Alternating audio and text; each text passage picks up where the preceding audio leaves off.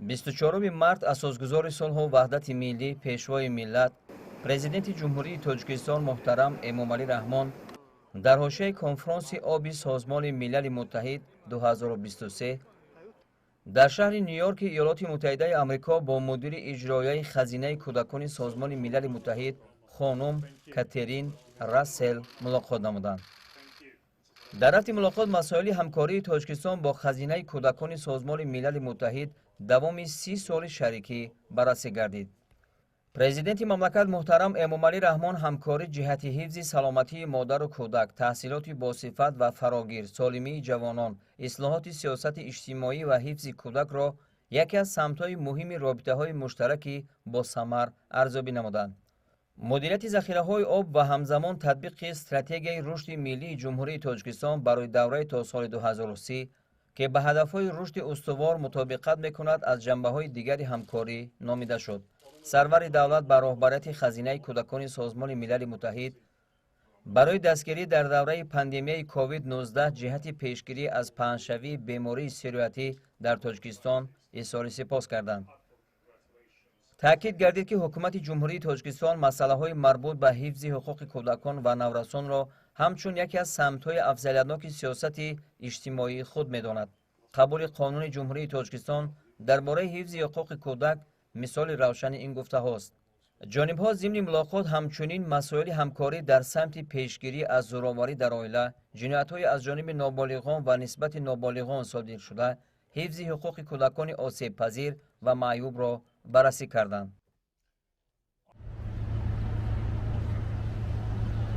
24 март асосгузори сулҳу ваҳдати миллӣ, пешвои миллат, президенти ҷумҳурии Тоҷикистон муҳтарам Эмомалӣ Раҳмон дар шаҳри Нью-Йорки Иёлоти Муттаҳидаи Амрико дар маросими пӯшидашавии конфронси оби Созмони Милали Муттаҳид оид ба баррасии миёнамуҳлати фарогири татбиқи 10-солаи байналмилалии амал об барои рушди устувор солҳои 2018-2028 иштирок карданд. нахуст тибқи муқаррароти маросими пӯшидашавии президенти ҷумҳурии Тоҷикистон муҳтарам Эмомалӣ Раҳмон ва сарвазири минтақаи Арубаи Нидерланд Эвелин Вевер Крус ба ҳайси раисони конфронс дар минбари асосӣ ҷойҳои худро гирифтанд.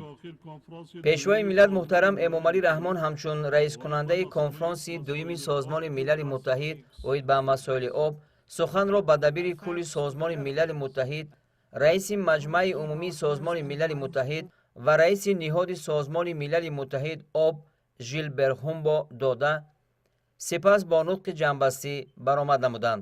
зимни суханронӣ дар маросими пӯшидашавии конфронси оби Созмони Милали Муттаҳид 2023 ки аз 22 то 24 марти соли 2023 ҷараён дошт, президенти ҷумҳурии Тоҷикистон муҳтарам Эмомалӣ Раҳмон таъкид доштанд ки дар давоми 3 рӯзи охир конфронси дуюми Созмони Милали Муттаҳид оид ба масоили об ки пас аз 46 сол бори аввал баргузор гардид, ҳазорон нафарро ҷамъ овард. таъкид гардид ки дар кори конфронс иштирокчиён яке аз масъалаҳои ҳаётанмуҳим об ки аз он ҳамаи соҳаҳо аз ҷумла ғизо, тандурустӣ, иқлим, табиат, фарҳанг ва иқтисодиёти кишварҳоямон вобастагӣ дорад баррасӣ гардид. президенти мамлакат муҳтарам Эмомалӣ Раҳмон обро сарчашмаи ҳама мавҷудоти зинда дар олам ва қудрати муттаҳидсозии одамони сайёра номида, таъкид доштанд ки мо бояд ба куллӣ тағйир додани тарзи фаҳмиш, арзиш ва идоракунии обро ба хубӣ дарк намоем.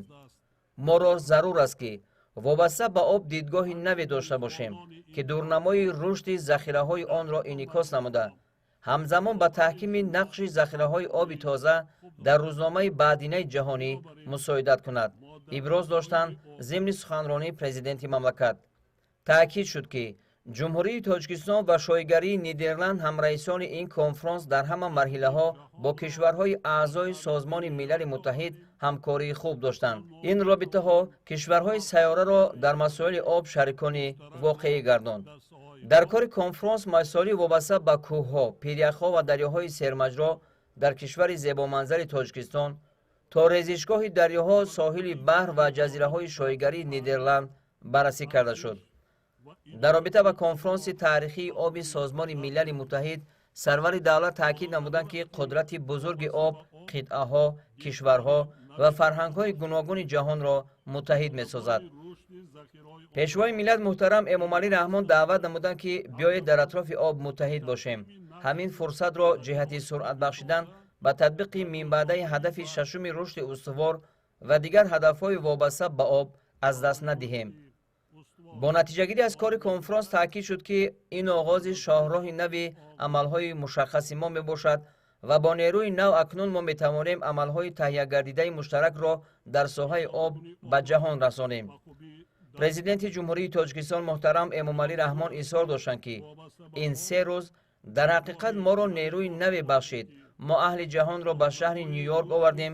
акнун мо метавонем амалҳои таҳиягардидаи муштаракро дар соҳаи об ба ҷаҳон расонем. таъкид шуд ки ҳама ӯҳдадориҳои пешниҳодшудаи давлатҳои аъзои созмони милали муттаҳид дар рӯзномаи амалиёти об ворид карда шуданд ва рӯзномаи амал оид ба об бояд дар се ҳамоиши калидӣ дар пешистодаи созмони милали муттаҳид, яъне саммити ҳадафҳои рушди устувор 2023, саммити оянда 2024 ва саммити ҷаҳонӣ оид ба масоили иҷтимоӣ 2025 ва тавассути форумҳои солонаи сиёсии сатҳи баланд оид ба ҳадафҳои рушди устувор, конфронсҳои ҷонибҳои манфиатдор оид ба масоили иқлим, гуногунии биологӣ, инчунин дигар равандҳои созмони милали муттаҳид ва албатта раванди оби душанбе ба таври мушаххас пайгирӣ карда шавад. дар охир президенти мамлакат муҳтарам эмомалӣ раҳмон ҳамаи иштирокчиёнро ба конференсияи навбатӣ оид ба татбиқи 10-солаи байналмилалии об ки соли 2024 дар шаҳри душанбе баргузор мешавад даъват намуданд. изҳори итминон карда шуд ки имрӯз кишварҳо аз ӯҳдадориҳои гирифта ҷиҳати суръатбахшии амалҳо дар соҳаи об илҳоми тоза гирифтанд ва якҷоя метавонанд ба ин мақсадҳои наҷиб ноил гарданд. 10 нафар ҳамраисони муколамаҳои интерактивӣ, 5 нафар намояндагони ҷонибҳои манфиатдор ва 2 модератор ба саҳна даъват карда шуданд.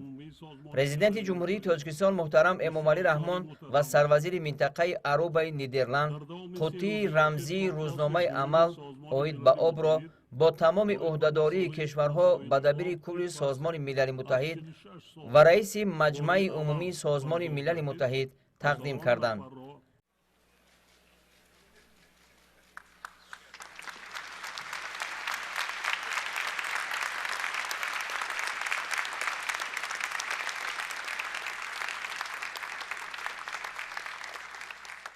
дар ин лаҳза онҳоро вазири корҳои хориҷии тоҷикистон ва вазири инфрасохтор ва оби нидерланд ҳамроҳӣ карданд. баъди аксбардории маросими супоридани рамзи рӯзномаи об, раисикунандаи конфронси об президенти ҷумҳурии тоҷикистон муҳтарам эмомалӣ раҳмон ба иштирокдорон изҳори сипос намуда конфронси оби созмони милали муттаҳид оид ба баррасии миёнамуҳлати фарогири татбиқи 10-солаи байналмилалии амал об барои рушди устувор солҳои 2018-2028-ро пӯшида эълон намуданд. За неимением других пунктов повестки дня я объявляю конференцию Организации Объединенных Наций по среднесрочному всеобъемлющему обзору хода достижения целей международного десятилетия действий «Вода для устойчивого развития» 2018-2028 годы закрытой.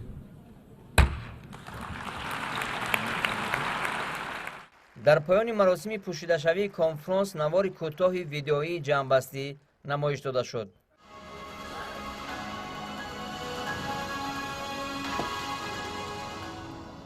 We call to come together across generations to protect Lake Sevan and other freshwater lakes.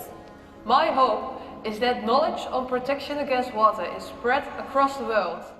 ҳамин тавр кори конфронси оби созмони милали муттаҳид ки аз 22 то 24 марти соли 2023 таҳти раёсати тоҷикистон ва подшоҳии нидерланд гузаронда шуд ба анҷом расид.